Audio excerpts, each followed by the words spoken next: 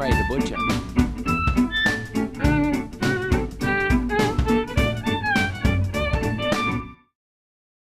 Okay, we're going to go through the eye fillet here. This is a beef tenderloin, also known as a TDR, and we're going to remove the skin off it and cut it into steaks for you. So we'll take it out of the packaging, and this is how it comes to you in the butcher shop. And the reason for buying the whole eye fillet is you're going to get a better deal from the butcher by buying the whole cut.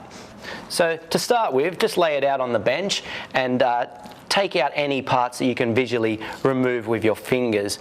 These little bits of fat will come off a lot easier before we start the knife preparation. Okay, so what I'm doing is just pulling those little bits out to expose, so when the knife comes on, it'll be easier. Okay, I'm just going to turn it over and start with the underside, so when we get back to it, it's all ready to run. So I take the knife and I start to remove these little bits of fat that we don't want in the meal. Now I'm just going to come down on the side here of what they call the butt section. This here is the butt, and that sits up in the rump area, and this is the tail part of the fillet. Now why I'm going through this, I'll give you a bit of an idea on why eye fillet is so tender. This is a tender cut that comes from the inside of the spine, and it runs down the inside of the chine, and what this does is protects the organs from smashing up against the bone, and it is a very lazy muscle in the body, and that's what makes it so tender, the fact that it doesn't do any work in the body and is not building any connective tissues or muscles to make it tough. So it's a lazy muscle. Okay, so we're just going to continue to remove the bits of skin.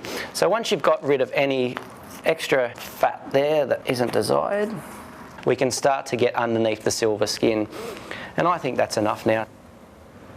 Okay, I'm just going to take my knife and place it under the skin and just lift it up at about a 20-degree angle so that it's pushing up against the skin without actually cutting it. And what we're doing there is a scissor motion all the way to the end of the blade, and maybe come back a bit if you need to continue. And ideally you want to get as much meat left on the meat and remove the silver skin. So we're coming back on this angle, and I'm always keeping my knife like a scissor angle coming back down the meat. So you come back up and you start again and just continue to remove like so. I'm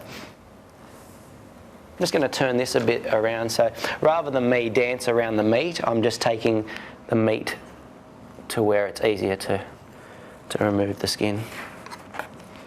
Okay, so we're basically ready to cut the portion now into the parts that we're going to use it for. Now this tail part, I like to take it off because it's a bit thinner, and if I was to cook that in one piece it wouldn't come out even. So I'm just going to remove this at about here and use that part for a stir fry. So I'll quickly just cut that up into small pieces. Very nice for stir fry.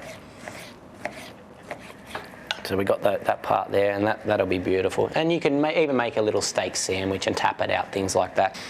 Okay, so we're basically at the point now where we can start to make a choice on what we're going to use this for. If we were cutting it into steaks, we'd start to portion it out into even portions. Otherwise, you could leave it in that one piece and put a couple of strings around it just to prop it up so it's ready to roast. But for today's purpose, I'm going to continue into slicing it. Just getting some little packaging ready here. These things are available in the shop. They're quite a good system. And what we do here is, this is just for storage. Now obviously you can wrap these in a cling wrap or something like that, but it has a little pump, and we're just going to vacuum pack the meat into the packaging. And these are available at Ray the Butcher, Kirribilli.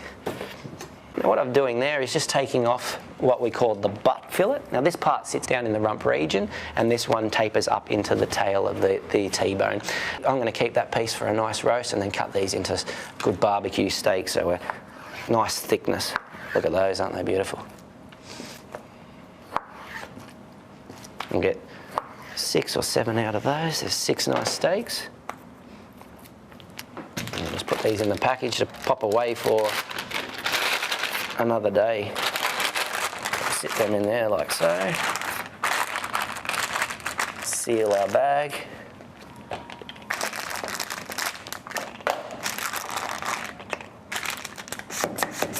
And with a simple little vacuum, close the bag off, and they're sealed off for the freezer. And they'll keep in that packaging in the fridge for about 10 days and in the freezer for up to 3 months.